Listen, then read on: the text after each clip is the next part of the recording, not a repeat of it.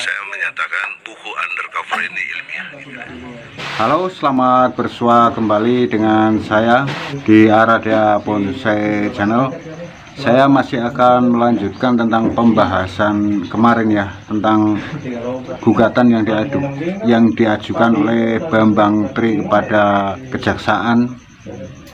Bagaimana hasilnya? Tentu saja bukan hanya saya, akan tetapi seluruh masyarakat yang menyaksikan hal ini pasti akan bertanya-tanya bagaimana yang terjadi setelahnya, atau bagaimana kejadian setelah gugatan itu dilayangkan. Bagaimanapun seorang presiden kan tidak bisa dipidanakan, itu pendapat masyarakat umumnya selalu begitu ya.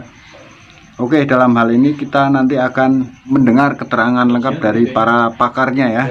Lalu selain itu adalah bagaimana bila itu terbukti, umpama ijazahnya Joko Widodo itu palsu, terus apa yang akan terjadi kemudian? Apakah akan ada impeachment dari DPR atau langsung sidang luar biasa oleh MPR, atau bagaimana? Kita akan mendengarkan segera ya.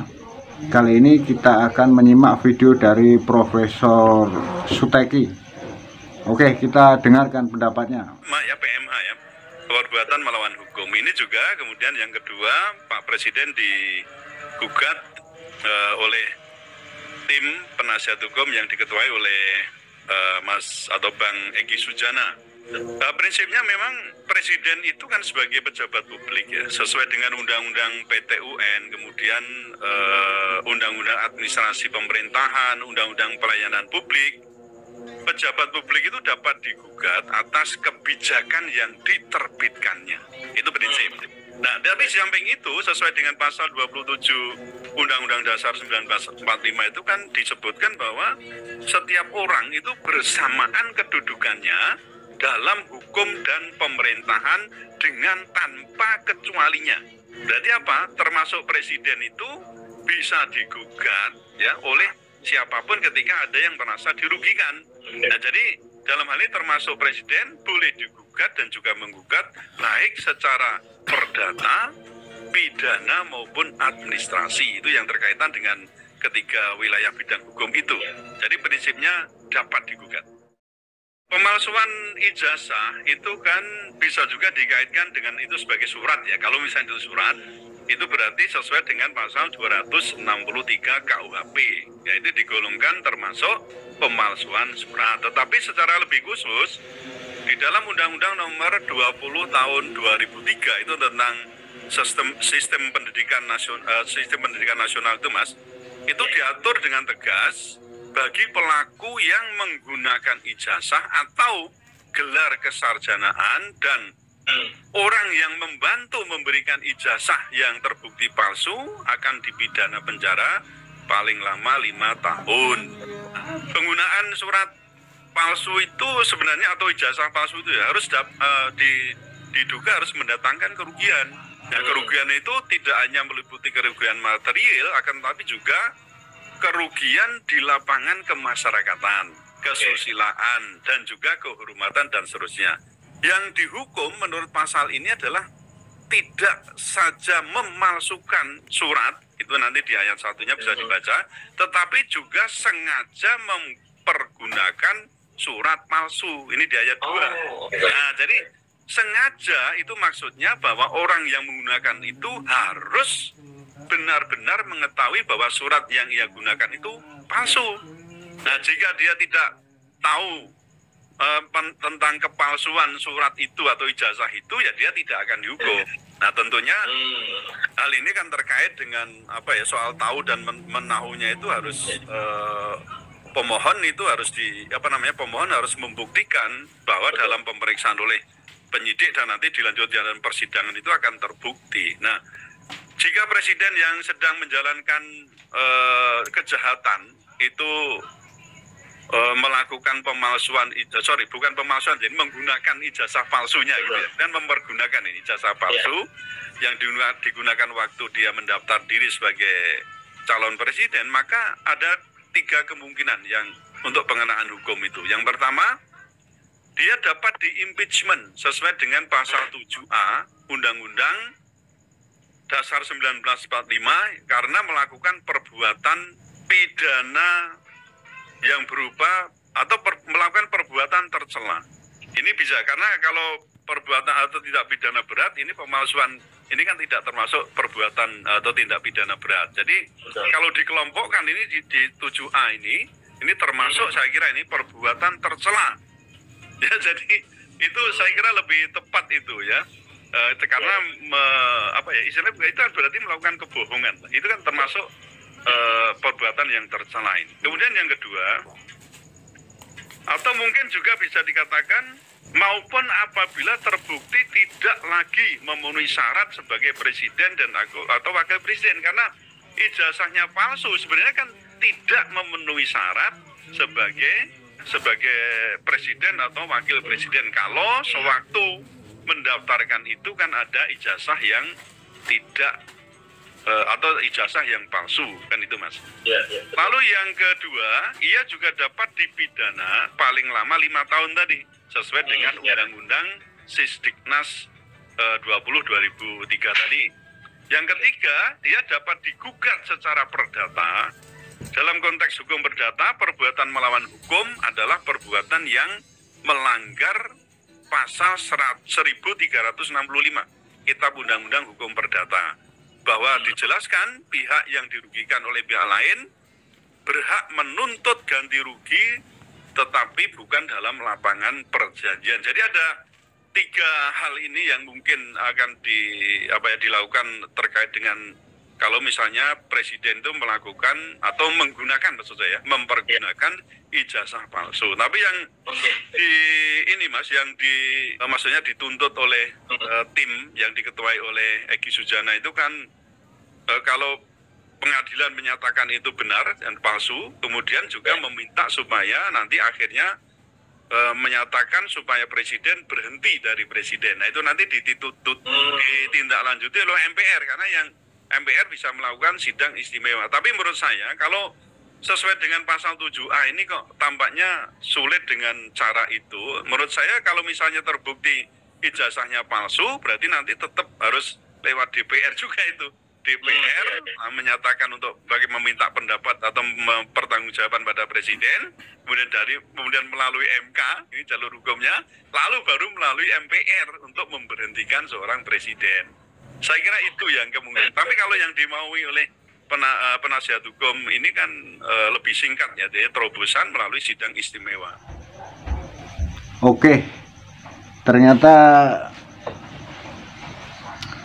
bahwasanya setiap warga negara Indonesia itu berkedudukan sama ya, baik itu presiden ataupun rakyat biasa, itu menurut keterangan yang kita dengarkan tadi. Jadi istilahnya memang bukan masalah pidana di situ, tetapi melainkan masalah perdata. Oke, kita akan mendengarkan keterangan yang lainnya ya dari Profesor Egy Sujana. Ini ya yang mengetuai tim advokat dari Bambang Trimulyono ya. Oke, kita dengarkan bagaimana pendapat beliau. Selanjutnya, saudara-saudara, dalam konstruk hukum yang seperti ini berdampak serius. Sebenarnya pemalsuan itu pasalnya 263 KUHP tentang pemalsuan atau memasukkan isi surat yang berbeda. Itu kategorinya. Ya, bahaya.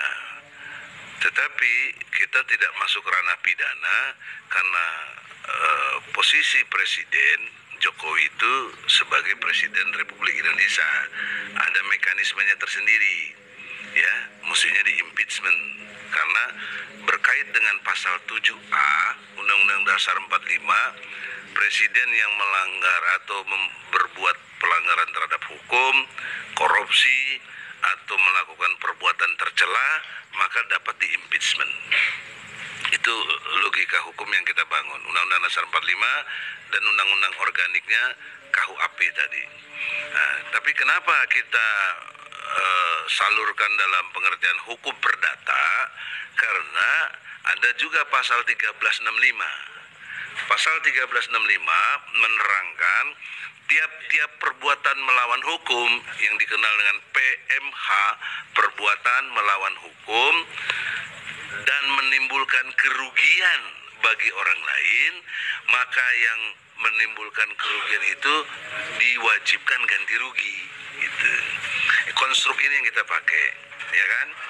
Karena kalau konstruk pidana nggak bisa lapor ke polisi, polisi anak buah presiden, ya, susah mau menjalankannya, ya.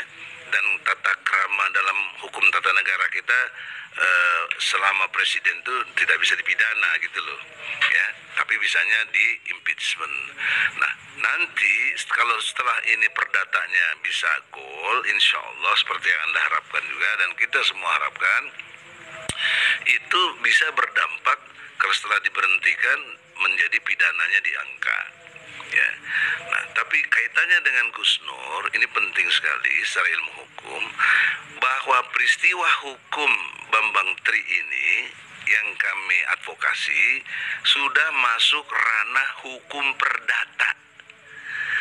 Karena ini hukum perdata, maka implikasi seriusnya secara hukum ini yang didahulukan.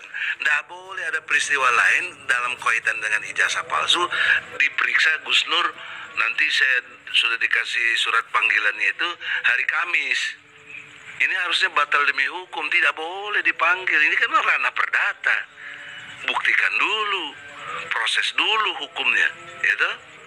Ya, jadi oleh karena itu, tolong sudi kiranya yang terhormat Bapak Kapolri, Bapak Sigit, Jenderal Sigit, untuk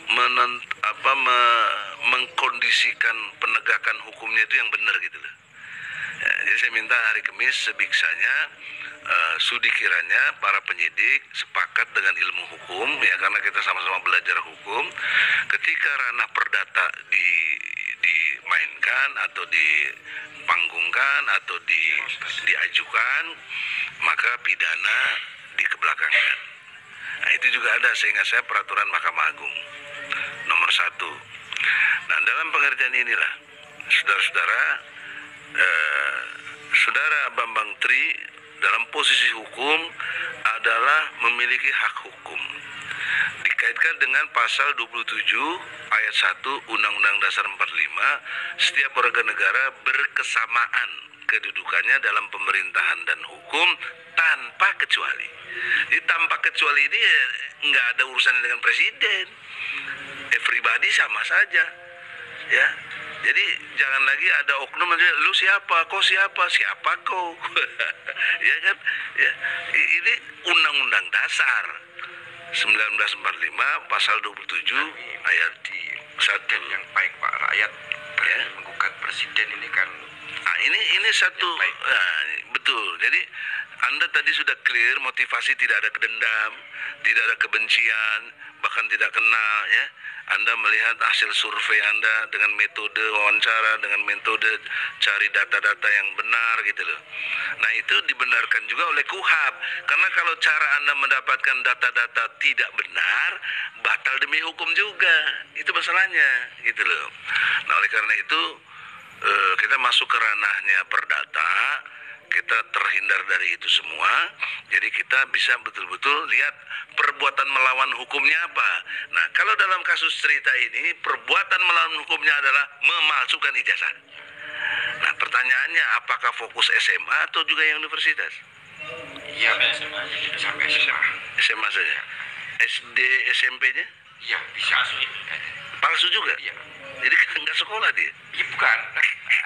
SD SMP yang asli kan punya, gitu. tapi taunya disesuaikan dengan yang palsu itu kan jadi palsu semua. Gitu ya. Tapi berarti lu Jokowi itu sekolah apa enggak, kuliah apa enggak ya? Kalau kuliah pasti enggak. Pokoknya enggak ya? Ya, SMA itu, aja. Itu rektor UGM-nya jadi Menseknek tuh, bagaimana? Ya justru itu sangat jelas sekali bahwa kaitannya apa gitu loh. Kenapa rektor aktif jadi Mensesnek gitu loh. Ya itulah mungkin bargaining politiknya dan lain sebagainya. Oke, begitulah keterangannya. Akan tetapi dalam hal ini saya berharap, ya sekali lagi saya berharap apa yang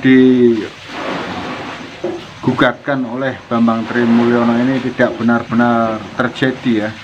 Jadi tidak ada keributan yang lebih parah lagi mungkin.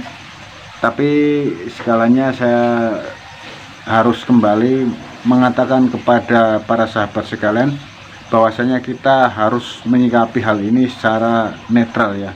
Dalam arti kata kita itu harus adil.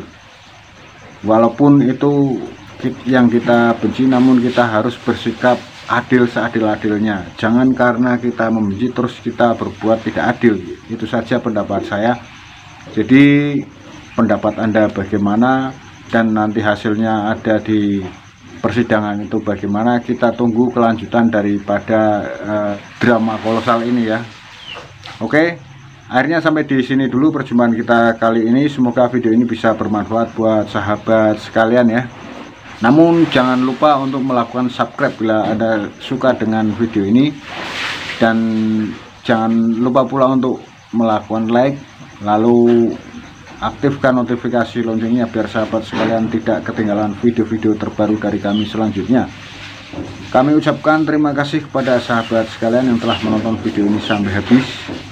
Kemudian saya pun mohon maaf yang sebesar-besarnya bila ada salah dalam kami bertutur kata. Oke, semoga tetap sejahtera, tetap bahagia, tetap dalam lindungannya. Akhirul kata, wassalamualaikum warahmatullahi wabarakatuh.